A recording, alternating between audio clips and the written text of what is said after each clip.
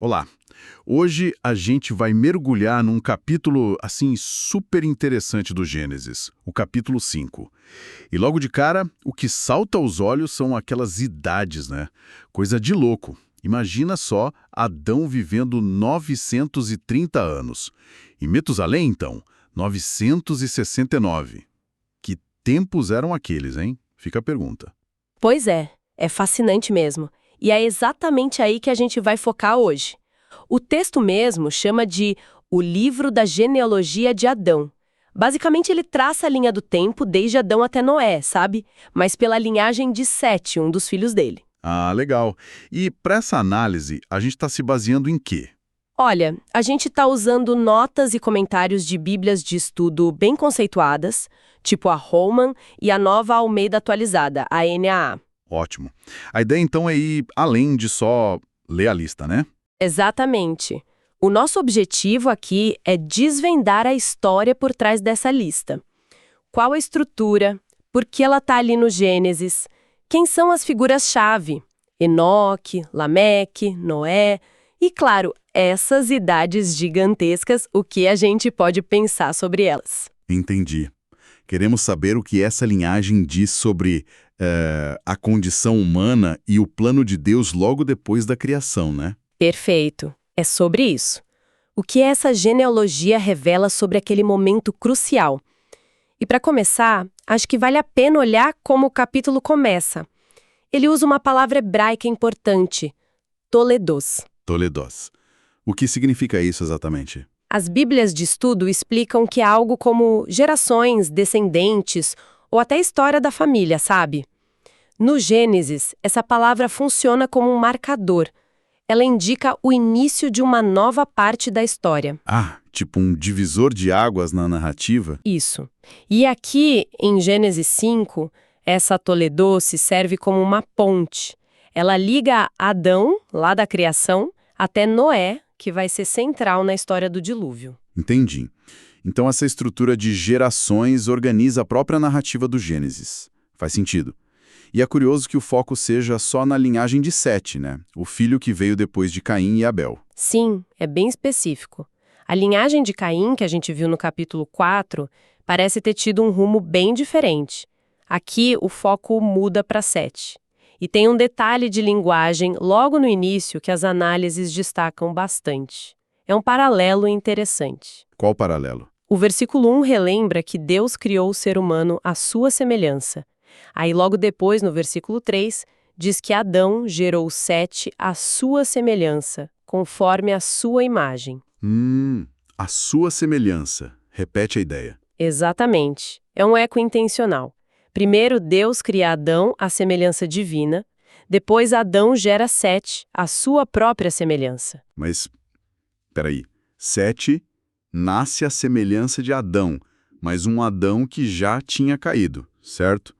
Isso muda tudo ou não? Muda e não muda. É aí que está o ponto crucial. Sugere que, embora a imagem de Deus no ser humano tenha sido, digamos, afetada pela queda, ela não se perdeu totalmente. Ela continua sendo passada adiante, de pai para filho. Sete e seus descendentes ainda carregam essa semelhança, entende? Mesmo marcada pela nova condição humana. É a base da dignidade que permanece. Faz sentido. É profundo isso. E, falando em gerações, uma coisa que marca muito a leitura desse capítulo é aquela repetição, né? Uma fórmula que aparece para quase todo mundo ali. Assim, a fórmula é bem característica mesmo. Como ela funciona? Pode descrever pra gente? Claro, o padrão é assim. Pega um patriarca, diz a idade que ele tinha quando gerou o próximo nome importante da lista, aí informa quantos anos ele viveu depois disso, menciona que ele teve outros filhos e filhas da idade total que ele viveu e aí vem o fechamento padrão. E morreu. Vamos usar o Adão como exemplo para ficar claro. O texto diz: Adão viveu 130 anos, gerou Sete. Depois disso, viveu mais 800 anos e teve mais filhos e filhas. Total, 930 anos. E no final? E morreu. Isso. E essa estrutura se repete para Sete, para Enos, para Cainã. Vai seguindo. Pois é. Qual o efeito disso? Essa repetição toda não deixa a leitura meio, sei lá, pesada, monótona. Pode parecer à primeira vista, mas essa repetição é cheia de significado teológico. As fontes de estudo apontam para uma dupla função, sabe? Dupla função? Como assim? Por um lado, quando diz que eles geraram filhos e filhas, isso reforça a bênção da fertilidade lá da criação, lembra? Sejam fecundos, multipliquem-se, mostra que a vida continua, que a humanidade está se espalhando, cumprindo o plano divino, mesmo depois da queda, a vida segue. Ok, esse é um lado. E o outro? O outro lado é o refrão constante, e morreu. Isso funciona como um lembrete bem sombrio, né, da mortalidade humana. É a consequência direta do pecado lá do Éden, a sentença que agora alcança toda a descendência de Adão. Ah, então é um contraste forte. A bênção da vida continuando, mas sempre com a sombra da morte presente. Exatamente, vida e morte caminhando lado a lado. A repetição enfatiza essa realidade universal da condição humana pós-queda. Entendi. Faz todo sentido olhar por esse ângulo. Agora, vamos para o ponto que talvez cause mais estranhamento hoje. As idades. Nossa, Sete com 912 anos, Jared com 962 e o campeão, Metusalém, 969. É quase 1000 anos. Como os estudiosos lidam com isso? É literal, simbólico? Essa é a pergunta de $1 milhão sobre Gênesis 5, né? É um dos pontos mais debatidos. As bíblias de estudo que a gente consultou trazem algumas perspectivas interessantes para a gente pensar. Primeiro, elas colocam em contexto. Mencionam que outras culturas antigas ali do Oriente Próximo, tipo os sumérios, também tinham listas de reis antigos com idades enormes. Ah, é? Tipo mais velhos ainda? Sim, às vezes bem mais. Dezenas de milhares de anos para alguns reis míticos pré-diluvianos deles. Então essa ideia de longevidade extrema nos primórdios não era algo exclusivo da Bíblia. Interessante. Mas tem diferença na forma como aparece na Bíblia? Tem sim. As idades em Gênesis, apesar de gigantes para nós, são mais contidas que algumas dessas listas sumérias. E parecem ter uma lógica e um propósito dentro da própria narrativa bíblica, né? Quanto ao porquê dessas idades tão longas em Gênesis, as análises geralmente levantam algumas possibilidades, sem bater o martelo numa única resposta. E quais seriam essas possibilidades? Uma linha de pensamento sugere que pode ter um simbolismo nos números, talvez ligado a algum significado que a gente não capta mais hoje. Outra interpretação bem comum, e que as notas mencionam, é que essas idades poderiam refletir condições de vida muito diferentes antes do dilúvio. Condições diferentes. Como que? Fala-se em possíveis condições ambientais pré-diluvianas, talvez um ambiente mais protegido que favorecesse uma vida mais longa. E um ponto que reforça essa ideia é que depois do dilúvio as idades na Bíblia começam a cair drasticamente, né? Noé viveu 950, mas Abraão 175, Moisés 120, Davi 70. É verdade, tem um declínio claro. Pois é, isso sugere uma mudança. Então, essa longevidade marcaria uma era específica, a pré-diluviana. Entendi. Então não tem uma resposta única e definitiva, mas a ideia de um declínio na longevidade depois do dilúvio é bem presente nas interpretações. O ponto principal talvez seja entender que o texto apresenta essas idades como parte da realidade daquela época que ele descreve. Exato. O Gênesis as registra como fatos daquela era. O debate maior é como nós hoje interpretamos isso à luz de tudo que sabemos. Mas para a narrativa em si, essa longevidade era uma característica daquele tempo. Certo? E no meio dessa lista toda, com essa fórmula viveu, gerou, morreu, surge uma figura totalmente fora da curva. Enoque. A vida dele foi bem mais curta, né? Só 365 anos. E o fim da história dele, uau, completamente diferente. O texto diz que Enoque andou com Deus e depois não foi mais visto, porque Deus o levou para si. O que é isso? O que significa andar com Deus ali? Enoque é fascinante mesmo. Ele quebra totalmente o padrão. E essa expressão, andou com Deus, é muito poderosa. As fontes de estudo indicam que isso descreve uma relação de intimidade profunda, sabe? De comunhão, de obediência diária a Deus. É a mesma expressão que vai ser usada depois para descrever Noé, que também se destacou pela retidão. Enoque vivia em sintonia com Deus, num mundo que já estava, pelo contexto, se corrompendo. E foi por causa dessa relação especial que ele teve um destino diferente dos outros. Não morreu. Exatamente, em vez daquele final padrão e morreu, o texto diz que Deus o levou. Isso é universalmente interpretado na tradição judaico-cristã como um translado, uma ascensão direta para a presença de Deus sem passar pela morte física. Caramba, que incrível. É um ato divino muito forte. Mostra que a comunhão com Deus pode sim superar a morte da maldição. Enoque vira um símbolo de esperança, um exemplo de fé que contrasta com a mortalidade geral da lista. É um vislumbre do poder redentor de Deus ali. Que demais a história de Enoque. Realmente um ponto de luz ali no meio. Mas ele não é o único com destaque, né? Tem também Lameque, o pai de Noé. Ele viveu 777 anos, outro número curioso. Mas o que chama atenção é o que ele fala quando Noé nasce. Parece quase uma profecia, né? Sim, as palavras de Lameque são muito significativas, cheias de esperança.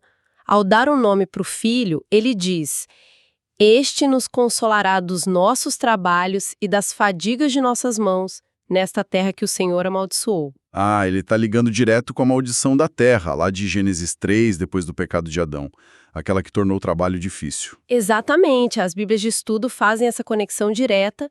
Lameque está expressando um desejo profundo por alívio, por descanso dessa labuta sofrida. Então, o nome Noé tem a ver com isso, com o descanso. Tem tudo a ver. Noé, em hebraico, Noah, soa muito parecido com a palavra para descanso ou consolo, que é Noá. Então, o nome já carrega essa esperança.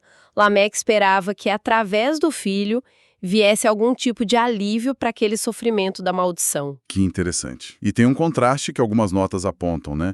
Entre esse Lameque, da linha de Sete, e o outro Lameque, da linha de Caim. Ah, sim, bem lembrado. O Lameque da linhagem de Caim, lá no capítulo 4, era conhecido pela violência, pela arrogância, pela vingança.